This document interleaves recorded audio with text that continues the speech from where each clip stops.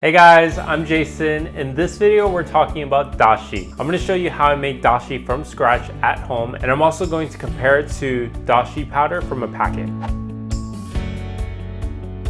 Dashi is a Japanese soup stock, and it's used in a lot of different dishes. For example, it's used in miso soup, udon noodle soup, and also gyudon. By using dashi, it adds a lot of umami flavor to your dishes. That's why it's used in so many different recipes, and it's very versatile, just like chicken stock.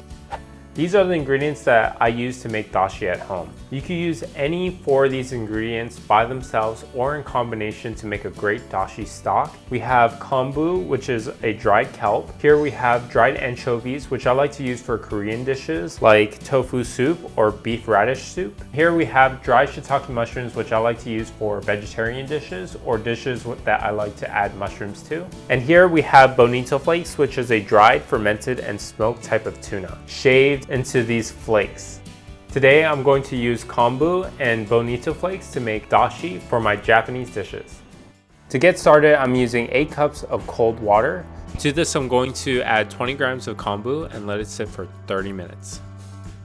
After 30 minutes, you'll notice that the color has changed and also the kombu has now softened. Next, we'll put this on the stove on medium to medium-low heat. As the water starts to heat up, you'll notice that the kombu will rise to the surface. And you'll also see that there's some white bubbles around the edge of the pot and around some of the kombu. Just before the water comes to a boil, this is the time where you want to take out the kombu. If the water starts to boil and the kombu is left in there for too long, it'll make the dashi slimy. We don't want that, so we're going to take it out. Next, we're going to add 25 grams of our shaved bonito flakes.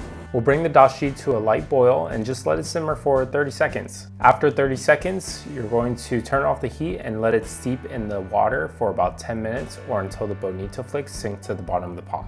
Now just pour it through a strainer so you can remove all the bonito flakes. You can use a coffee filter if you want to get your dashi stock extra clear. Be sure to push the bonito flakes against the strainer to extract all the liquid. And there you have it, that is homemade dashi. Give it a whiff and smell all that umami goodness and give this video a thumbs up. It doesn't take much time at all, but if you want to make it even faster, we have instant dashi powder. We're using store-bought hondashi to make our instant dashi. You can buy this at your local Asian supermarket or on Amazon. We'll leave a link down below. It's extremely easy to make. Just follow the instructions on the back of the box. Here we're going to make 2 cups of dashi. We're going to use 2 cups of water and add in roughly about a teaspoon of the dashi mix. Give it a stir and you're done.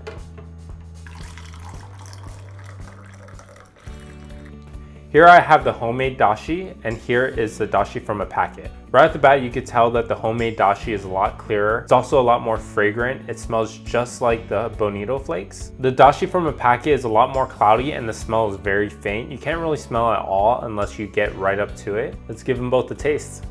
Cheers. They both have umami flavor to them. This one, the homemade one, tastes more clean, I guess.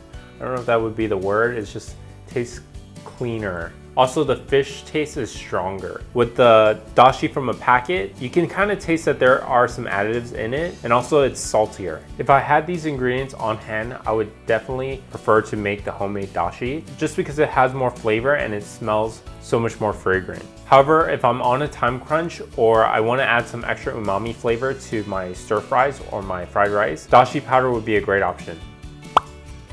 Thanks so much for watching. We hope you enjoyed this video of us making dashi, and if you did, tap the like button down below. We'll be making more videos of us using this dashi to make different delicious recipes, so consider subscribing so you don't miss out, and we'll see you in the next video.